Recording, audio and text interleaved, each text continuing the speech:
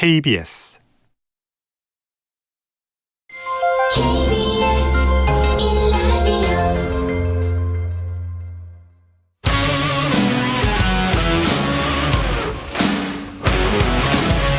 뉴스타파 기자 김경래 최강 시사.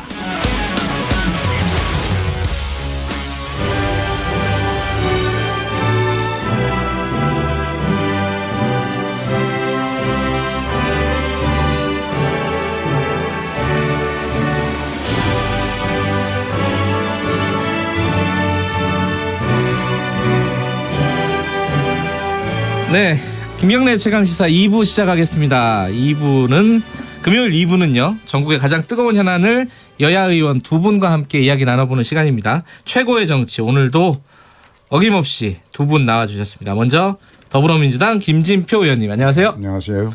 그리고 자유한국당 김영우 의원님 안녕하세요. 네, 반갑습니다. 네, 김경래 최강시사는 유튜브 라이브로도 함께 하실 수 있습니다. 문자 참여해 주시면 제가 대신 질문해 드리고요. 샵 9730으로 보내주시면 됩니다. 짧은 문자는 50원, 긴 문자는 100원 들어갑니다. 그리고 스마트폰 어플리케이션 콩 이용하시면 무료로 참여하실 수 있습니다. 자, 오늘은 뭐 몇 가지 얘기가 있습니다. 뭐 일본 수출 규제 관련된 얘기도 있고 목선 관련된 뭐 조사 결과가 나왔는데 국정조사 하니 많이 또 이제 국회에서 또 그러고 있지 않습니까? 그 얘기도 해야 되고 뭐 할 게 말고도 뭐 여러 가지가 있는데 하나 이제 어제랑 그제 그 연설 원내대표 연설이 있었잖아요. 나경원 원내대표가 어제 했죠 아마? 네. 어제고 그리고 이인영 원내대표가 그제. 네. 그 제가 두 분께 하나씩만 좀 여쭤보면은 일단은 여당에 먼저 여쭤보면 그 이인영 원내대표가 국회 뭐 매달 열자. 근데 그거 원래 계속 정식으로 열게 돼 있잖아요 국회법에. 지금은 격언로 돼 있죠. 그러니까요. 그런데 격언료도 안 열리잖아요 지금. 그것을 강행법으로 만들어서 하자는 것이 국회 개혁위원회가 만든 권고안에 따라서 예. 여야 간에 어느 정도 공감대가 있는 것이 매월 1일 항상 개원하자. 그런 게 있어요. 그러니까 그거를 법으로 만든다고 열리겠나 뭐 이런 약간 회의적인 시각도 있더라고요.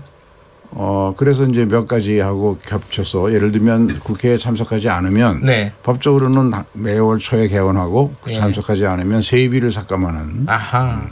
세비를 삭감하는요? 네. 그건 좀 세네요. 그렇죠. 그렇게 결합시키자는 게 이인영 의원 대안이죠. 이런 거에 대해서는 김영우 의원님은 어떻게 생각하세요?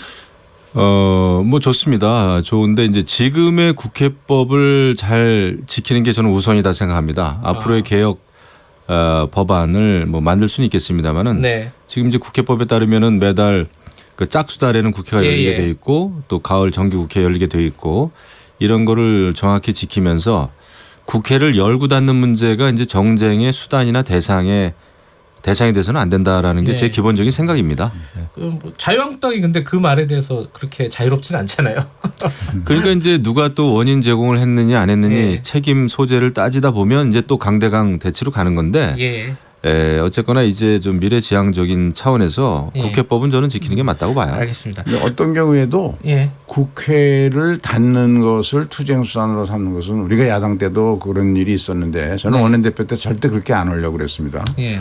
국회는 당연히 법과 규정에 따라서 제대로 열고 예. 국회 안에서 뭐 서로 다투면 되는데. 알겠습니다. 그리고 저기 나경원 원내대표가 어제 연설하면서는 이제 지금 문재인 정부를 신독재라고 규정을 하더라고요.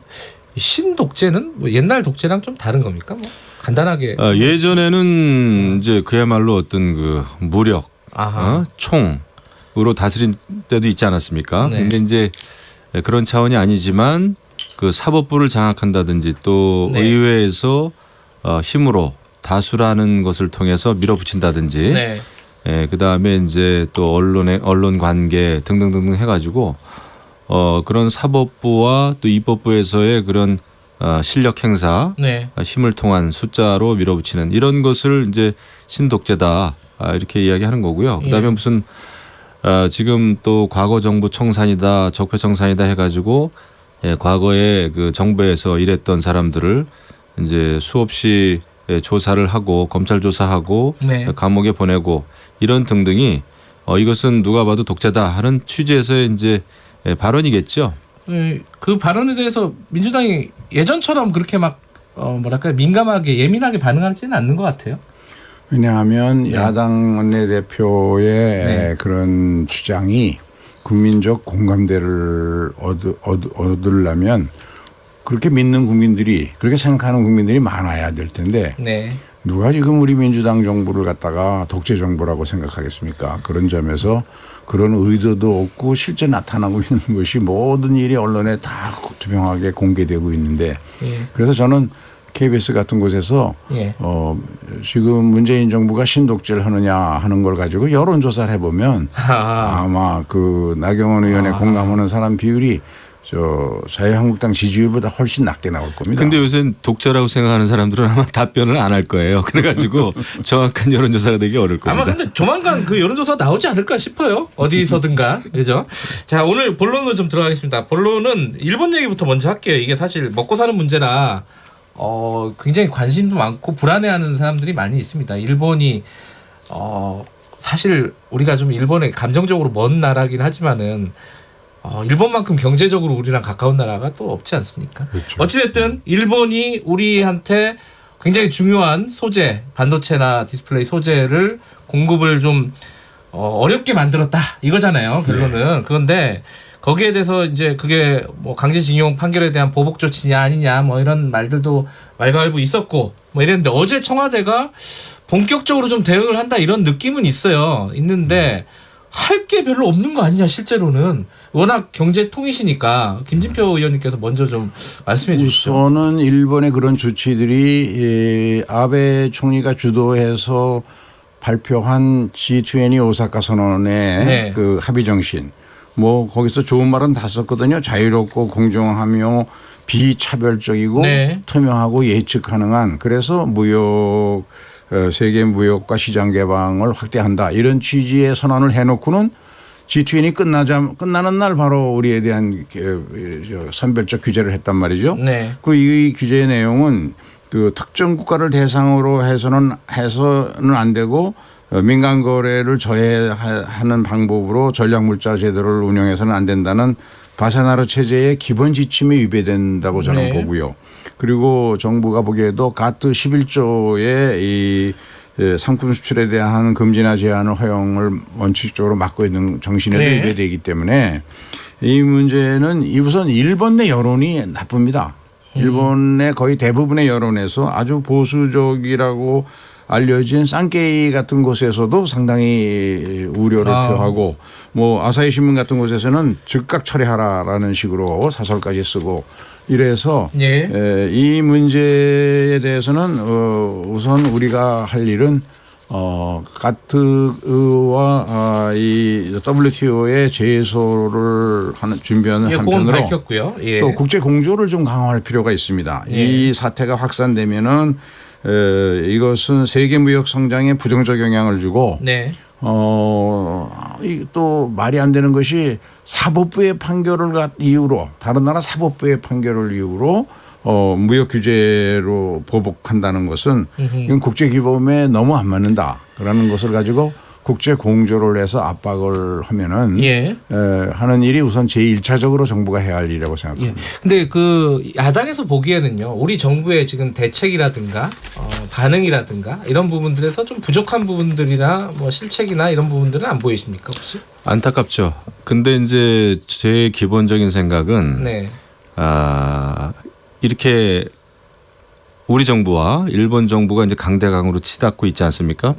이게 외교 문제와 이제 경제 문제가 중첩돼 있고 또 두 정상 간의 신뢰 문제가 중첩돼 있고 이런 상황에서 뭐 강하게 우리 정부 외교부의 어떤 그 무대응이나 무대책 이런 것을 강하게 비판만 해서도 이게 해결이 안 된다고 봐요. 이것은 굉장히 냉정해져야 되겠다. 외교적인 입장에서도 그렇고 우리가 냉정해지지 않으면 이 문제 풀기 어렵습니다. 물론 아쉬운 점이 많아요. 저희가 볼 때는 충분히 예견됐던 문제고 그 대법원의 일본 강제 징용 배상 판결이라든지 위안부 합의 이제 번복 문제라든지 이런 거에 있어서 외교적인 어떤 그 의견이 필요했었습니다. 왜냐하면은 미국이나 영국이나 프랑스처럼 굉장히 그 사법제도가 발전된 나라들도 뭐 소송 당사자주의다 그래가지고 이제 소송 당사자 외에 국가기관이 법원에 잘 끼어들진 않습니다. 네. 다만 국익이 달려 있는 외교 문제에 있어서는 네. 그 법원의 판결에 대해서 국가기관, 행정부 이런 데서 의견서를 제출도 하고 또 필요할 때는 법원도 행정부의 그런 절차에 대해서 또 국익에 대해서 관련된 사안에 대해서 그 보고 자료를 받습니다. 이것은 무엇을 의미하냐면 지난해 있었던 그 일본의 그 강제징용 네. 배상 판결 문제에 있어서도 이것이 대법원과 행정부의 어떤 그 의견 교환이라든지 조율 이런 거를 단순히 사법거래다, 재판거래다 해가지고 과거 청산 차원에서 지금 수사까지 하고 있지 않습니까? 네. 이런 것은 사실 미국이나 영국이나 프랑스에서는 있을 수 없는 일이에요.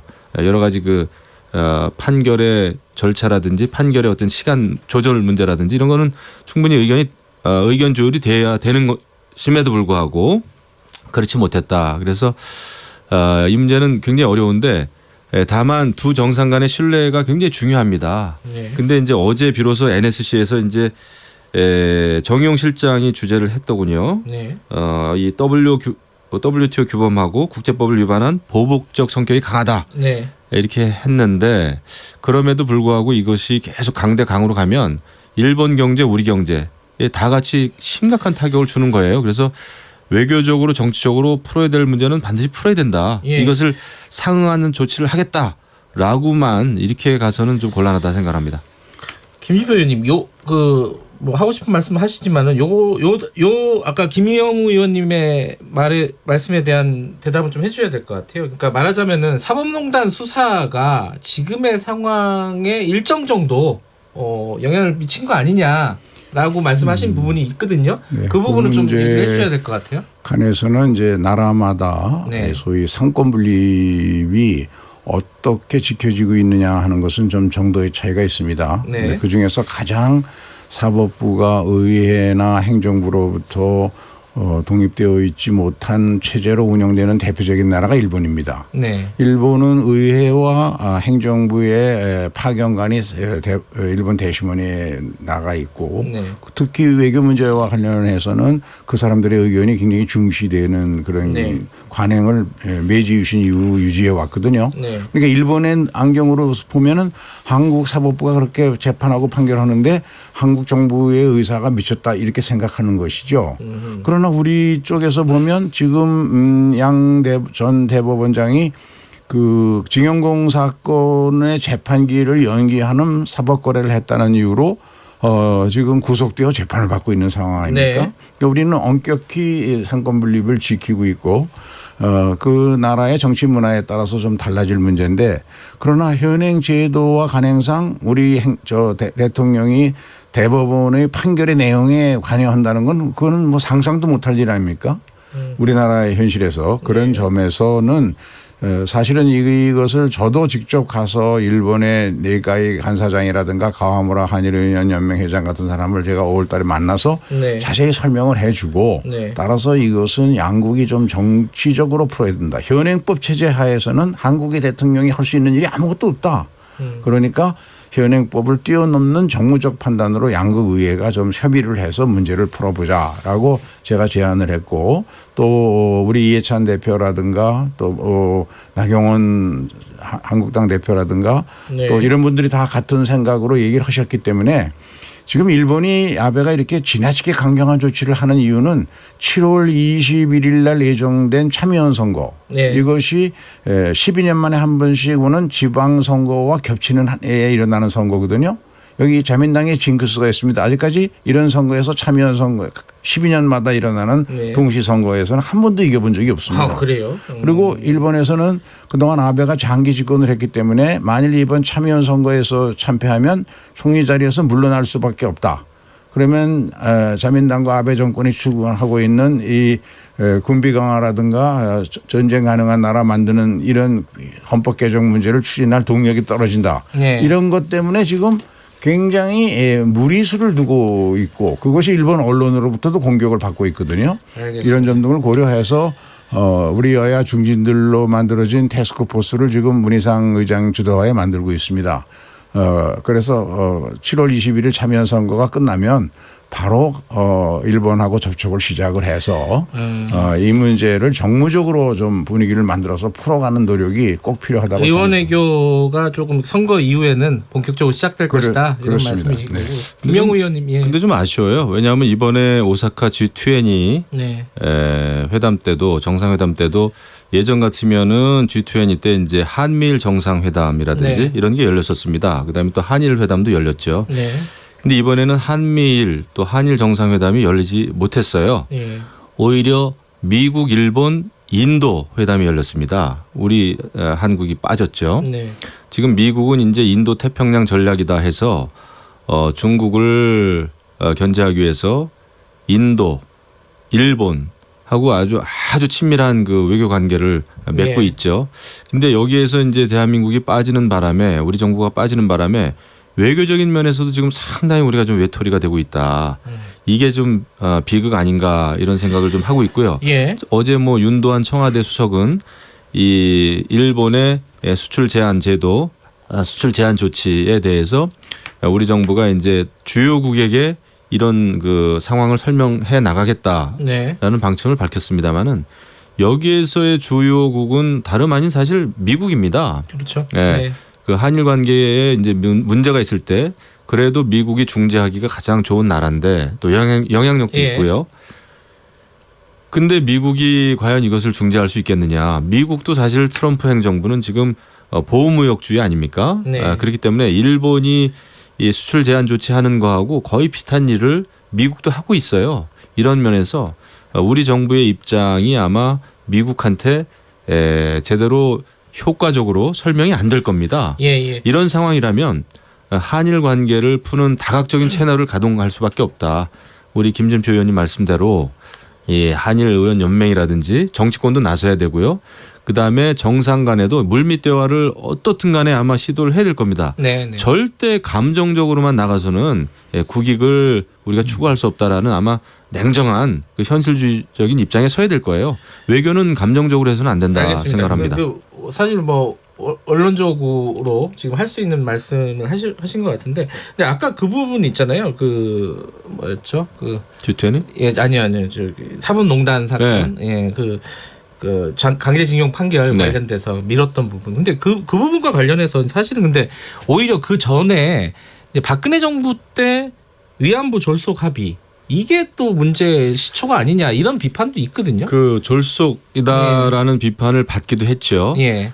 그러나 이제 한일 관계에서도 그렇고요. 네. 외교에서 아쉬움이 있습니다. 어떤 협상이든지 다 아쉬움이 있어요. 예. 한미 FTA도 내용을 뜯어보면 아쉬움이 있습니다. 우리 농민들 많이 어려워해요. 예. 그럼에도 불구하고 국가 간 정부 간에 맺은 그 협정이라고 하는 것은 지켜지는 것이 옳습니다. 기본적으로는요. 네. 그렇지 않은 경우에는 굉장히 그 어떤 외교적인 악영향이 찾아오죠. 네. 그럼 또 감당할 수가 없고 그래서 위안부 합의도 여러 가지 아쉬움이 있지만 정부 예. 간에 맺은 합의라면 그것이 이제 제대로 지켜지는 데 있어서의 성의는 다 해야 되는데 이게 만약에 번복이 되는 형태라면은 근데 신뢰관계는 깨지게 돼 있죠. 네. 그러면은 결국은 근데 이제 깨졌다고 하더라도 지금 이제 그걸 악용하는 것인데 아베 총리는 솔직히 예. 말씀드리면 그것을 악용해서 신뢰가 깨졌다. 그럼에도 불구하고 이런 그 경제적인 보복 조치를 행하면 안 되는 거죠. 그것은 그 자유무역주의 원칙에도 어긋나고 WTO 원칙에도 어긋납니다. 하지만 우리가 말려들면 안 된다는 거예요. 아베 총리의 이런 전략에 말려들면 안 된다. 말려들지 알겠습니다. 않기 위해서는 감정적인 어떤 그런 외교라든지 경제 조치보다는 물밑 대화는 해야 됩니다. 알겠습니다. 이 시간 관계상 그 김진표 의원께 한 가지만 여쭤보고 마무리할게요. 그 지금 일부에서 그 일본 기업들에 대한 그 불매 운동 같은 게 벌어지고 있습니다. 네. 그거 실효성이 있다고 보세요? 어떻게 보십니까? 이게 경제 전문가시니까 여쭤보는 건데요. 뭐 이제 그거는 이제 자연 발생적으로 생기는 일이죠. 예, 예. 그러나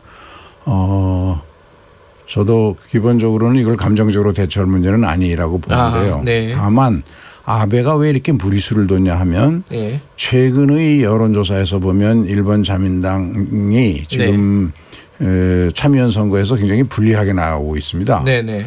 그런 것들을 걱정해서 한일 간의 위안부 할머니 문제라든가 네. 징용공 문제로 빚어진 이 갈등을 국내 정치적으로 이용하자는 네. 차원에서 지금 된 것이 가장 정확한 이유 같은데요. 네. 따라서 일본 국내 여론도 나쁘기 때문에 네네.